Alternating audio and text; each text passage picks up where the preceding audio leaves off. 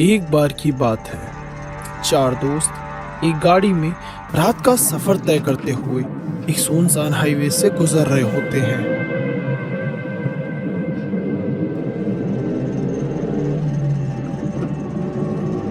रवि अपने दोस्त रोहन से कहता है, यार इस हाईवे से क्यों जा रहा है? क्या तुझे पता नहीं इस हाईवे पर चुड़ैल का साया है?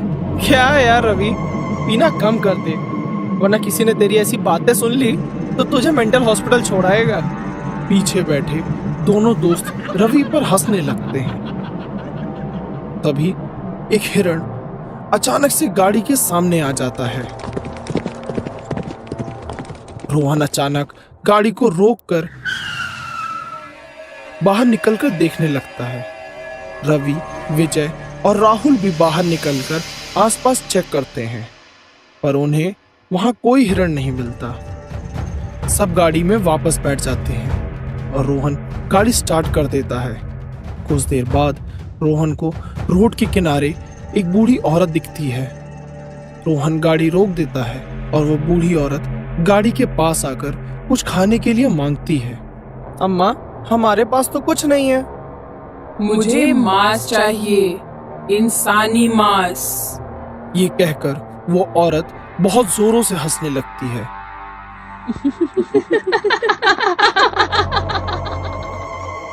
रोहन गाड़ी बहुत तेज रफ्तार में चलाने लगता है। सारे लोग इस चीज से काफी डर गए थे। किसी को समझ में नहीं आ रहा था कि आखिर उनके साथ हुआ क्या है। देखा, मैंने बोला था ना यहाँ चुड़ैल रहती है, अब वो हमें नहीं छोड़ेगी।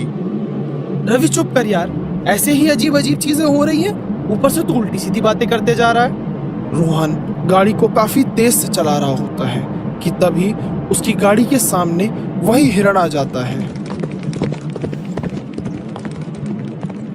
रोहन अपना संतुलन खो देता है और गाड़ी को हिरण के आर पार कर देता है। यार, हिरण टकराया तो था, पर हमें आवाज क्यों नहीं आई? ये सब छलावा है। रोहन गाड़ी जल्दी चला, अब कहीं मत रोकना। रोहन बिना रुके गाड़ी चला रहा था कि तभी उसके सामने वही बूढ़ी औरत दिखती है।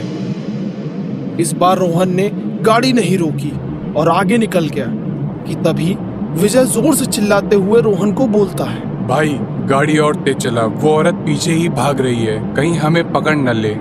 वो बूढ़ी औरत बहुत तेजी से गाड़ी का पीछा कर रही थी। सबको पता चल गया कि ये कोई मामूली औरत नहीं है। ऐसा लग रहा था कि वो औरत कभी भी गाड़ी के ऊपर चढ़ जाएगी और सबका काम तमाम कर देगी। भाई रोहन, सलमान भाई को बुला, वही हमारी मदद करेंगे। तेरा दिमाग खराब हो गया है क्या? यहाँ मौत हमारा पीछा कर रही है और तू सलमान भाई को याद कर रहा है। तभी विजय बाहर देखता है। वो बूढ़ी औरत उस हिरण पर बैठकर गाड़ी का पीछा कर रही है। ये देखकर गाड़ी में बैठे सारे लोग बहुत ज्यादा डर जाते हैं और हनुमान चालीसा का पाठ करने लगते हैं। थोड़ी ही देर में हाईवे खत्म हो जाता है और रास्ते में रोहन को एक मंदिर दिखाई देता है।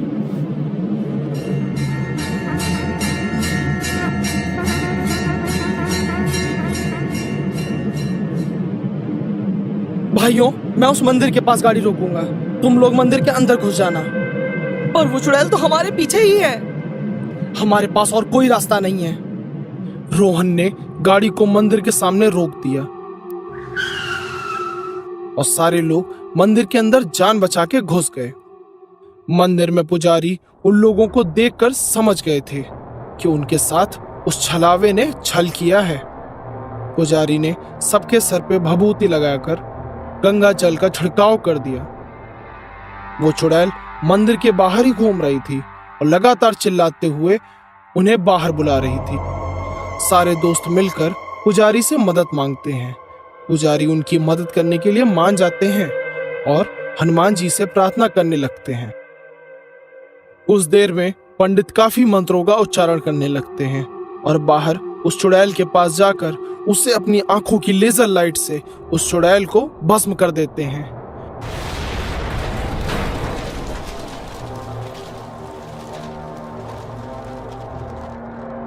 चुड़ैल वहीं चिल्लाती रह जाती है।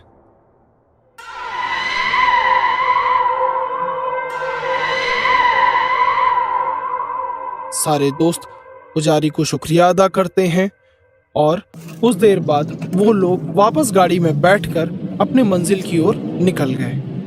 पर यह सफर उनके लिए बहुत रोमांचक और यादगार साबित हुआ।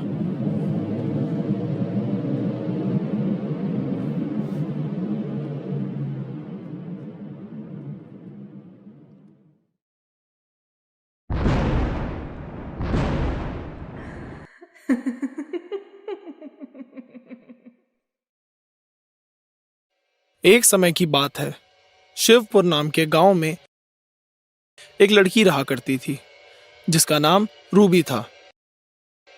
रूबी के बाल बहुत लंबे और घने थे,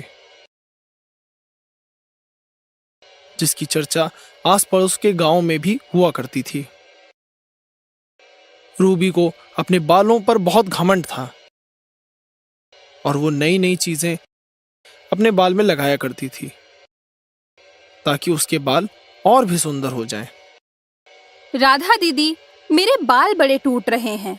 लगता है कुछ दिनों में मैं गंजी हो जाऊंगी। रूपाली दी, मौसम चेंज होते ही मेरे बालों का भी यही हाल हो जाता है। ना जाने मैं क्या करूं। उन दोनों औरतों की बात सुनकर रूबी वहां आ जाती है और कहती है, अरे दीदी, मेरे बाल भी बड़े कमजोर हो गए हैं। ना जाने किसकी नजर लग गई है। पर रूबी, तुम्हारे बाल तो बड़े सुंदर हैं, तुम ऐसे क्यों बोल रही हो? मेरे तुम्हारे जैसे बाल होते तो मैं हमेशा संभाल के रखती। अरे दीदी, काहे के बाल झाड़ हो गए हैं सारे के सारे। ये कहकर रूबी वहां से चली जाती है। देखो तो कैसे बीच में आकर बोलकर चली गई। इसे अच्छे से पता है कि इसके बाल बहुत सुंदर हैं, इसीलिए मुफ्त की तारीफ बटोरने आई थी कल मुही। उसी गांव में रोहित नाम का एक लड़का रूबी को मन ही मन पसंद करता था और रूबी उसे जरा भी भाव नहीं देती थी। रोहित ने कई बार रूबी को अपने मन की बात बताई और रूबी हमेशा उसे जलील कर कर भगा देती थी। तुम मुझसे प्यार कैसे कर सकते हो? खुद की शक्ल देखी भी है? मुझे तो कोई अमीर नौजवान ही ले जाएगा। और तुम राहुल, आज के बाद मेरे आसपास भी मत भटकना, वरना लोग सोचेंगे रूबी के स्टैंडर्ड्स को क्या हो गया है। रूबी की बात राहुल के दिल पर लग जाती है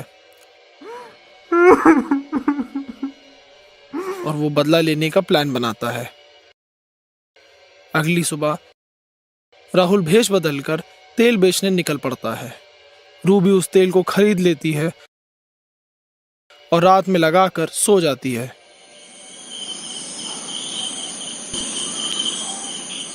अगली सुबह रूबी के सारे बाल टूटकर गिर जाते हैं।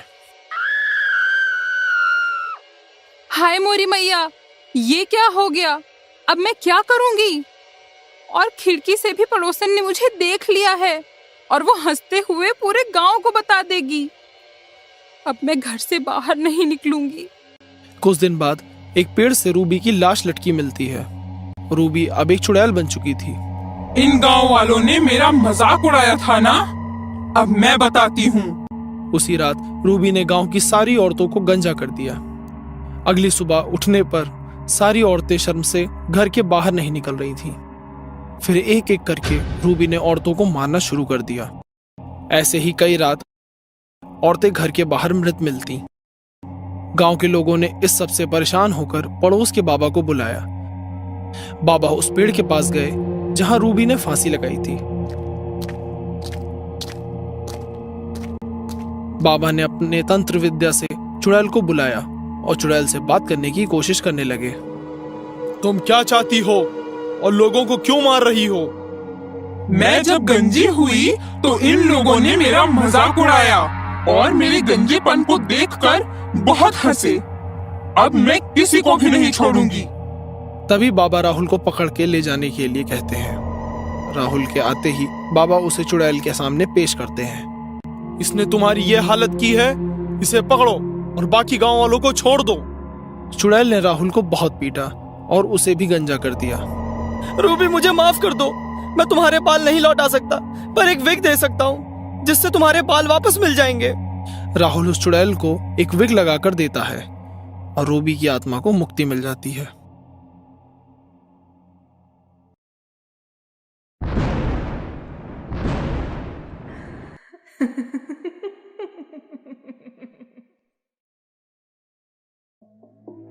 शीला बाहर आंगन में कपड़े सुखा रही थी। तभी वो कुछ औरतों के मुंह से शीला सुनती है। गांव के बाहर बहुत बड़ा बाजार लगा है। हर सामान 80% ऑफ पर मिल रहा है।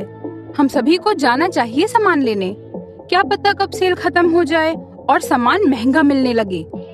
यह बात सुनकर शीला अपने पति विष्णु को कहती है, अजी सुनते हैं, हमें भी उस बाजार में जाना चाहिए।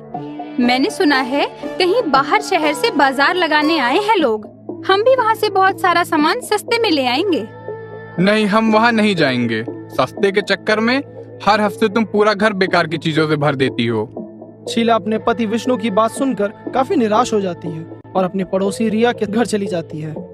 रिया, क्या तुमने सुना है गांव के बाहर बहुत अच्छा बाजार लगा है। सब सामान पे 80% ऑफ है। क्या सच में? हमें भी जाना चाहिए उस बाजार में। पर मुझे विष्णु जाने ही नहीं दे रहे हैं। हम ऐसा करते हैं, कुछ दिन रुक जाते हैं, क्या पता वो मान जाएं? ठीक है शीला, तुम कह रही हो तो, पर ऐसा ना हो सेल ही खत्म हो जाए। कुछ दिन बीत जाते हैं। शीला विष्णु को मनाने की बहुत कोशिश करती है। अजी सुनते हैं? हाँ, क्या हुआ? मैंने बोला ना, हम वहाँ नहीं जाएंगे, मतलब नहीं जाएंगे। शीला विष्णु से रूठकर बैठ जाती है, जिस कारण विष्णु को उसकी बात माननी ही पड़ती है। शीला बहुत खुश हो जाती है और रात में विष्णु के साथ उस बाजार में चली जाती है। शीला देखती है कि सब लोग बहुत सस्ते में शॉपिंग कर रहे हैं। वह भी वहां शॉपिंग करके अपने घर आती है। अगले दिन शीला जब सामान थैले से निकालती है तो वह देखती है कि सारा सामान टूटा हुआ है। शीला बहुत दुखी हो जाती है। ये क्या हुआ? सारे सामान कैसे टूट गए? आज रात में ही मैं उस बाजार में जाकर सारा सामान लौटा दूंगी। उसी रात को शीला अपने पति विष्णु के साथ उसी बाजार में जाती है। शीला आसपास देखती है कि सारे लोग जो कल शॉपिंग करने आए थे वो लोग आज बाजार में सामान बेच रहे हैं। शीला को समझ नहीं पाती। तभी वो अपने पति को देखती है। विष्णु हिप्नोटाइज हो जाता है और एक दुकान के अंदर काम करने लगता है। शीला विष्णु को बोलती है, मत करो आप ये सब यहाँ, काम क्यों कर रहे हो? पर विष्णु को सुनता ही नहीं। शीला रोने लग जाती है। उसे कुछ समझ नहीं आता। रोते रोते शीला एक पेड़ के नीचे बैठ जाती है कि तभी एक बाबा वहां से गुजर रहे होते हैं। बाबा शीला को रोता देखकर रुक जाते हैं और वह पूछते हैं, क्या हुआ बेटी, तुम रो क्यों रही हो? बाबा, मेरे पति को पता नहीं क्या हुआ है। वो उस बाजार में जाकर काम करने लगे हैं। मैंने बहुत कोशिश की उन्हें होश में लाने की, पर वो तो सुन ही नहीं रहे। तुम्हें उस बाजार के बारे में नहीं पता क्या? इसे भूतों का बाजार बोला जाता है। जो लोग यहाँ से सामान लेते हैं वो अपना सब कुछ भूलकर यहाँ काम करने लग जाते हैं। फिर भूत उन्हें भी मारकर अपने साथ ले जाते हैं। तुम्हारे पति को बचाने का बस एक ही तरीका है। उस बाजार के अंदर एक गुफा मिलेगी जिसमें भूतों का सरदार सोया हुआ रहेगा। भूतों के सरदार की नींद जब टूटेगी वो सारे इंसान को मारकर अपने जैसे बना लेगा। तुम्हें बस जाकर उसकी जादुई छड़ी तोड़नी होगी, जिससे सब लोग आजाद हो जाएंगे। ठीक है, अब आप जैसा बोल रहे हैं मैं वैसा ही करूंगी। शीला उस गुफा के अंदर जाती है और देखती है एक बड़ा सा दानव वहां सोया हुआ है। शीला जल्दी जाकर उसकी छड़ी उठा लेती है। तभी वहां बहुत सारे भूत आ जाते हैं और शीला की तरफ बढ़ने लगते हैं। तभी बाबा वहां आ जाते हैं और शीला उस छड़ी को बाबा की तरफ फेंकती है। बाबा उस छड़ी को तोड़ देते हैं। छड़ी के टूटते ही सारे लोग होश में आ जाते हैं और वह सारे भूत गायब हो जाते हैं। शीला बाबा की मदद के लिए धन्यवाद करती है और सारे लोग अपने घर चले जाते हैं।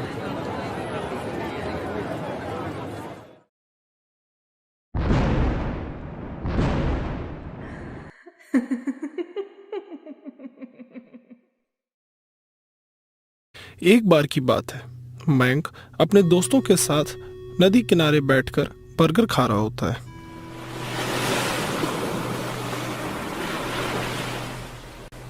तभी रोहित मयंक से बर्गर का एक बाइट मांगता है, पर मयंक को बर्गर इतना पसंद था कि वो रोहित को कुछ भी नहीं देता। इस बात पर रोहित मयंक से काफी नाराज हो जाता है और उसे गुस्से में आकर नदी में धक्का दे देता है।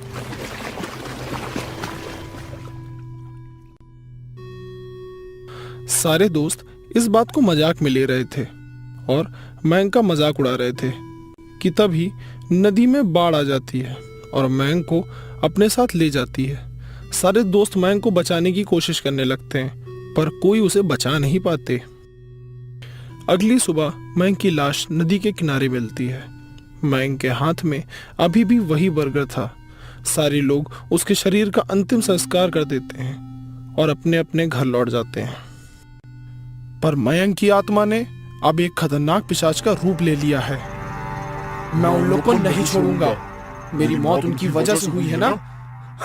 अब मैं दिखाता हूँ कि मैं क्या चीज हूँ। बर्गर की वजह से मुझे नदी में धक्का दिया था ना, अब इसी बर्गर की वजह से पूरे गांव को खत्म कर दूंगा मैं। ये कहकर वो पिशाच जोरों से हंसने लगता है। अगली सुबह पिशाच भेष बदलकर बर्गर का ठेला लगाता है। उसके बर्गर की खुशबू दूर दूर तक फैल जाती है और लोग उसकी ओर खींचे चले आते हैं। क्या भाई, नए हो गांव में? मैंने तुम्हें पहले कभी नहीं देखा। अरे बात होती रहेगी, मुझे सब्र नहीं हो रहा, पहले मुझे बर्गर खिला दो। पिशाच सभी को बर्गर खिला देता है और उसी रात जिन लोगों ने बर्गर खाया होता है उनकी लाश नदी के किनारे मिलती है। अभी तक किसी को भी पिशाच पर शक नहीं होता और लोग उसके ठेले पर आकर बर्गर खाते रहते थे और अगले दिन नदी के किनारे उसकी लाश पड़ी मिलती है।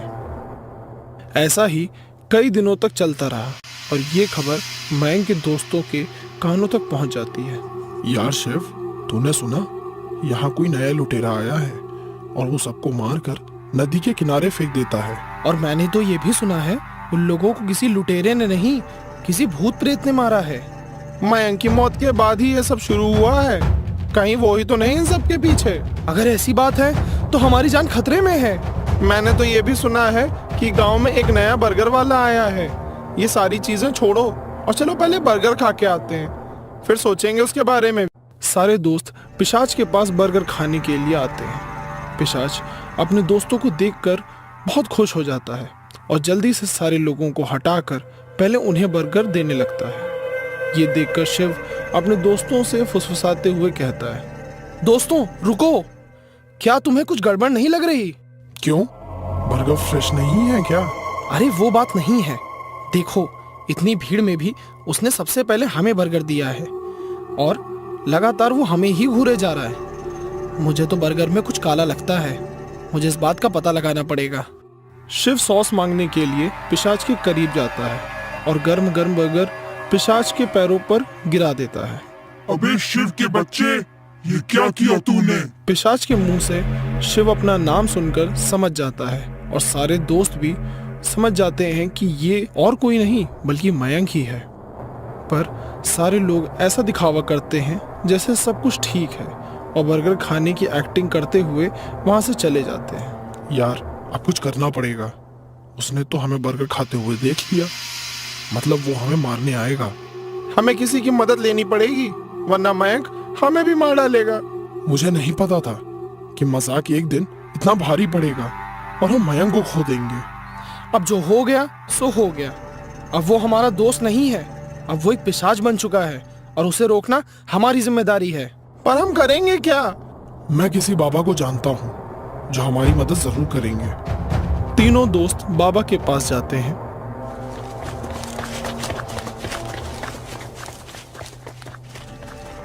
और सारी बातें उन्हें बताते हैं। बाबा तीनों को उनके मजाक के लिए बहुत डांटते हैं पर आखिर में उनकी मदद करने के लिए मान जाते हैं। रात होती है और तीनों दोस्त ऐसा दिखावा करते हैं जैसे वो पिशाच के वश में हैं। तीनों नदी के किनारे पहुंच जाते हैं और गांव के कुछ लोग भी वहां खड़े रहते हैं जिन्होंने बर्गर खाया था। देखो तो कौन आया है, आज मेरा बदला पूरा हो जाएगा। तुम लोगों की वजह से मेरी ये हालत हुई है और तुम लोग ही मेरी मौत के जिम्मेदार हो। अब मैं तुम्हें नहीं छोड़ूंगा।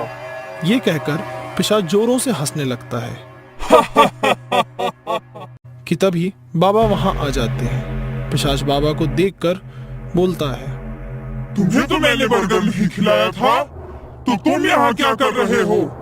मैं तुम्हें यहाँ खत्म करने आया हूँ मूर्ख। इन बच्चों को छोड़ दे। माना इन्होंने गलती की है, पर तू इन मासूम बच्चों को क्यों मार रहा है? अब तो ये सब मेरे वश में है। अब ये सब बोलने का क्या फायदा बाबा जी?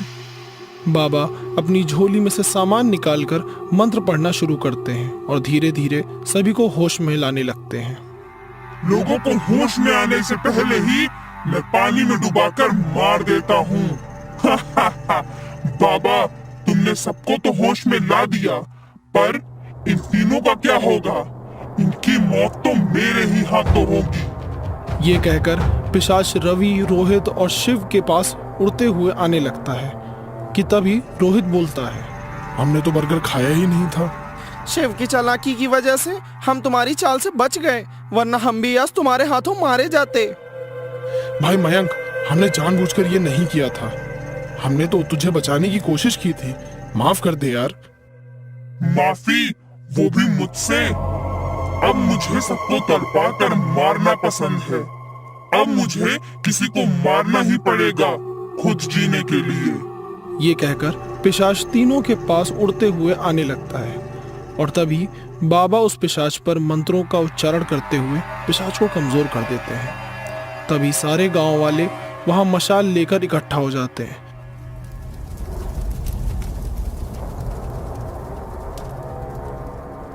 पिशाच को जलाकर मार देते हैं। उस दिन के बाद गांव में सबने बर्गर खाना छोड़ दिया और मयंक की आत्मा की शांति के लिए नदी के पास ही एक हवन करवाया गया।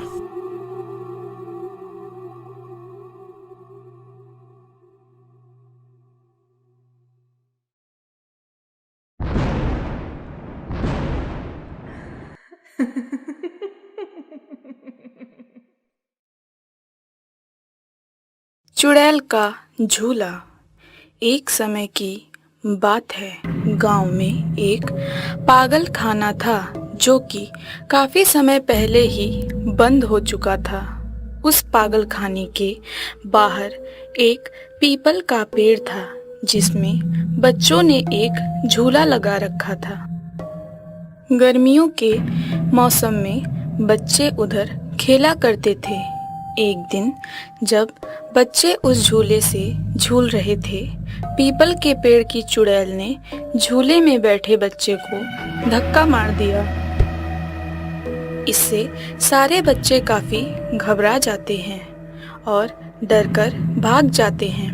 उस दिन के बाद से वो झूला हर रात खुद ब खुद झूला करता और उस पेड़ से रोने चिल्लाने की आवाजें आया करती थी। सोनम अपने पति केशव के साथ उसी गांव में रहा करती थी।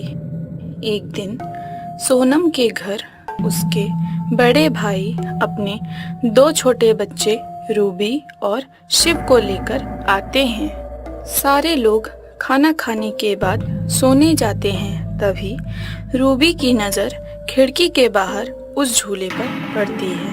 वो शिव से कहती है, शिव देखो वहाँ झूला है, क्या हम वहाँ चलें? पर रूबी, अभी तो रात हो चुकी है, क्या जाना ठीक रहेगा? हाँ बिल्कुल, हमारे साथ यहाँ कोई खेलने वाला नहीं है, चलो ना चलते हैं। ठीक है, हम कल चलेंगे, अभी सो जाते हैं।